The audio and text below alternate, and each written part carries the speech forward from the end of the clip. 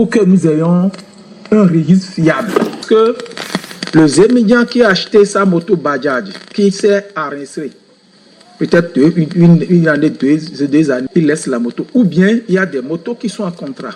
Vous allez voir deux personnes porter le même numéro. Deux personnes porter le même numéro. Parce que celui qui a acheté la moto a pris un numéro pour cette moto-là et a laissé ça à quelqu'un qui peut conduire ça la matinée et un autre le soir. Alors, si c'est le conducteur même qui s'est enregistré en son nom, moi, mon nom c'est Barthélemy Yetin, si je suis, par exemple, numéro 10, nulle part ailleurs, vous ne verrez personne porter encore le numéro 10. Alors, si ce n'est pas moi-même qui ai enregistré, que c'est ma moto qui est enregistrée, je laisse la moto à autrui, donc il est obligé de porter encore le numéro 10. Donc ça fait qu'on peut retrouver deux numéros 10 en circulation. Ces genres de choses, nous les avons dénoncés depuis.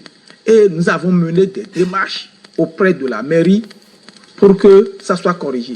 Mais je tiens à souligner également qu'à l'aide de la réforme, où nous avons des secrétaires exécutifs dans les mairies, nous sommes des partenaires sociaux au niveau de ces mairies-là. Mais je pense qu'à Cotonou, le nouveau secrétaire exécutif qui est arrivé n'a dernier cherché à nous rencontrer, n'a cherché à savoir qu'est-ce qui se passe dans le secteur. Nous avons écrit pas mal de demandes d'audience à les rencontrer pour pouvoir échanger avec eux, dialoguer avec eux par rapport à tous ces paramètres-là. Aujourd'hui, nous sommes à l'ère du numérique. Même le droit tacite dont il parle, qu'on ne doit même pas arrêter les compteurs de sa Tasimoto pour ça, mais nous avons demandé à ce que ça soit en ligne pour faciliter tant soit peu la transaction et faciliter le paiement aux conducteurs de Tasimoto. Mais juste à preuve de contraire, ce n'est pas fait. Pourquoi nous avons demandé ça? Par le passé, la taxe est à 400 francs le mois et 4800 francs l'an. Quand vous payez 4800 francs au niveau de la mairie, sur votre carte de recensement, on vous attache seulement deux tickets ou bien 3 tickets de 400 francs. Le reste, alors que vous avez payé pour 12 mois, on vous attache, on vous aggrave seulement 3 ou 4. Le reste, ça reste dans les poches. Voyant tout ça, nous avons dénoncé ça. Ce que je dis, je sais de quoi je parle, monsieur le journaliste. Si vous voulez, je vais vous apporter des cartes sur lesquelles on a payé 4800 et sur les 4, on a agrafé que 4 tickets de 400 francs. J'interpelle le ministre de l'Intérieur qui doit agir. Quand je prends Cotonou, c'est 4800. Voilà. Quand vous allez à Calavi, c'est 3500. Quand vous allez à Lada, c'est 6000. Et il y a encore des faux frais, les gens paient jusqu'à 15 000. Donc ainsi de suite, vous allez à Diga, c'est autre chose. Vous allez à Bomé, c'est autre chose. Vous allez à Banjou, c'est autre chose. Vous allez à Boycon, à Porto Nouveau ici, eux c'est 1000 francs le mois. Et vous avez étiquette qu'on vous me remet, que vous collez à votre moto. Chaque mairie a créé ce qui lui convient. Et là, ça nous pose des problèmes. Ça nous pose des problèmes. En ce sens que on ne sait pas qu'est-ce qu'il faut faire avec la taxe. Bon, à des niveaux donnés, il parle de droit tacite. À l'endroit, il parle de taxe municipale. Vous allez à quelque part, on parle de droit d'exploitation de Tasimoto. Donc c'est la même chose. On ne sait pas quel nom il faut exactement donner à cette taxe-là. Alors si nous allons expliquer véritablement, c'est un rançonnement vis-à-vis des conducteurs. Si je dis rançonnement, bon, si le mot est fort, mais c'est une manière de gruger les conducteurs de Tasimoto. Puisque quand on prend les conducteurs de Tasimoto, au début, ce sont des chômeurs, des gens qui n'ont pas trouvé à faire. On les pourchasse comme des razzies dans les rues pour les arrêter. Et les pères de famille, on les tape, on prend leurs motos, on les brutalise. Alors que nous sommes aussi dans un état de droit. En tant que Zémédians, nous avons aussi nos droits de survivre. Dans des pays développés, il y a ce qu'on appelle le RMI, le revenu mensuel des gestions qu'on attribue aux chômeurs. Mais les Zémédians ne réclament pas ça aujourd'hui à Cotonou, au Bénin. Ils se sont donnés à cette activité pour laisser l'État en paix, histoire de réfléchir à comment organiser le secteur, comment concevoir un plan de reconversion approprié à ces Zémédians-là. Mais ce n'est pas ce que nous constatons. Ce que nous constatons, c'est la brimade. Bon, je ne sais pas, sinon ce que je sais qu'au niveau de la mairie de Cotonou, au temps de la circonscription urbaine de Cotonou, il y a un test, il y a un arrêté, il y a un arrêté qui a institué cette taxe-là à 1000 francs. Mais après les négociations, au temps du président Maire Soglo, ça a été réduit à 400 francs. Et nous menons des démarches pour que ça puisse quand même être encore réduit. C'est que cette taxe-là soit réduite jusqu'à supprimer. Pourquoi je le dis?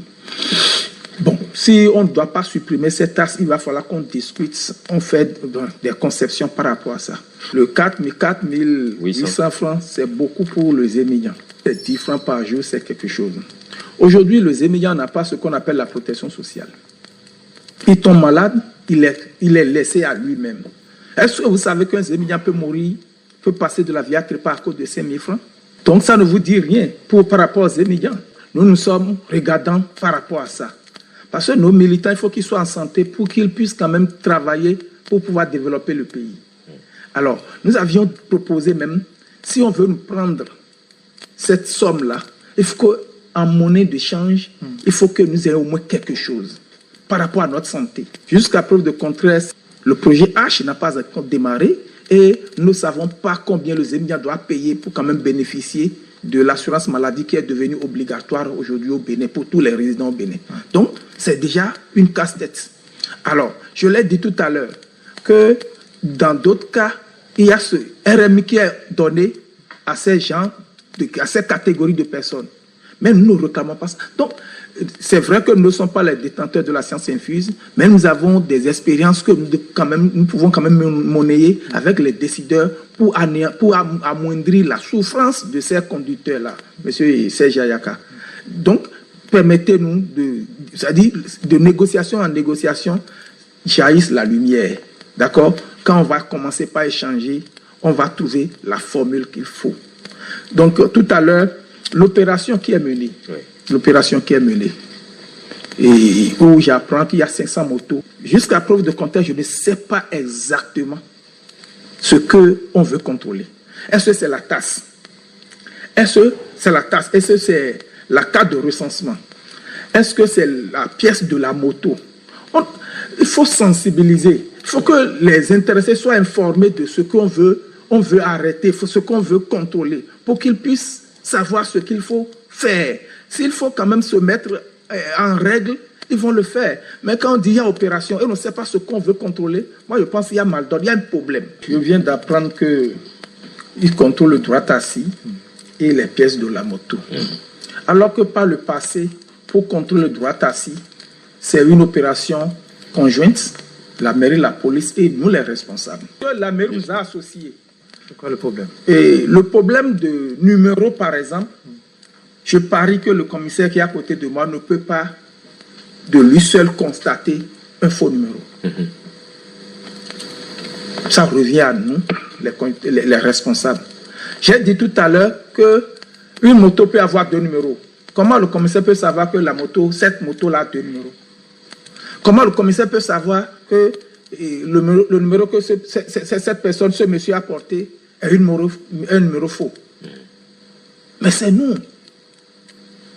Ça doit être une opération conjointe entre nous, la police et la mairie. C'est vrai que c'est une opération régalienne qui relève de la compétence de la mairie, de la police. Mais nous devons être regardants dans cette opération pour que nos militants ne soient pas grugés, nos militants ne soient pas brutalisés. Je prends, tout à l'heure, le commissaire a dit qu'ils ont leur mode opératoire. C'est vrai, je leur concède ça. Il y a quelque chose qui s'est passé le vendredi surpassé au niveau de Carrefour et Place Lénine. C'est les étudiants qui sont sous l'arbre en train de se reposer. Parce qu'il y a soleil, il y a de l'arbre, là, ils sont à l'intérieur. Mais la police est venue les ramasser sous prétexte qu'ils sont en train de contrôler le droit assis. Qu'ils sont en train de contrôler les pièces. Mais il y a un problème. Donc bientôt, la police rentrera dans nos maisons pour arrêter nos motos, pour dire qu'ils sont en train de contrôler le droit assis. Mais sincèrement, il y a quelque chose qui ne va pas. Quand vous allez, bon, même à l'ADA par exemple, j'ai des militants qui ont été arrêtés parce qu'ils ont écrit seulement sur leur blouse UDECOSEB. J'ai été rencontrer le maire d'Alada qui m'a dit que lui ne veut pas voir aucun syndicat, c'est-à-dire aucun étudiant écrit son syndicat sur sa blouse. J'ai dit, mais ça c'est anticonstitutionnel. Que le citoyen a le droit d'afficher son appartenance politique ou syndicale. Et j'ai accès, lui, c'est comme ça. J'ai encore 3-4 motos qui sont encore au niveau du commissariat à Alada actuellement, où le commissaire me dit d'aller voir le maire. Le maire me dit, voilà ce qu'il souhaite pour sa commune. C'est pourquoi il faut que c'est vrai, la police est en train de faire un travail, mais la police qui a gardé la moto et arrêté, parce que ce n'est pas la police qui est venue arrêter ces motos-là, hein, c'est des individus que la mairie a formés, les a envoyés pour arrêter les émigrants comme ça, et c'est ceux-là qui arrêtent les motos, envoient au commissariat. Donc j'ai discuté avec le commissaire dit, il n'a rien à voir dedans d'aller voir le maire. Alors que le commissaire sait que en agissant ici, c'est une infraction. On ne peut pas arrêter quelqu'un parce qu'il a affiché son appartenance syndicale. Mais je travaille à l'ERTB. Je vais à n'importe où, je dis, voilà ma carte, je suis fonctionnaire de l'ERTB. Est-ce que c'est un crime ça? Ce n'est pas un crime à mon avis. Je suis étudiant, je suis membre de la CGTB. Je vais quelque part et dis, je suis étudiant, pourtant je suis membre de la CGTB. On va m'arrêter parce que j'ai dit, je suis de la CGTB. Mais il y a un problème,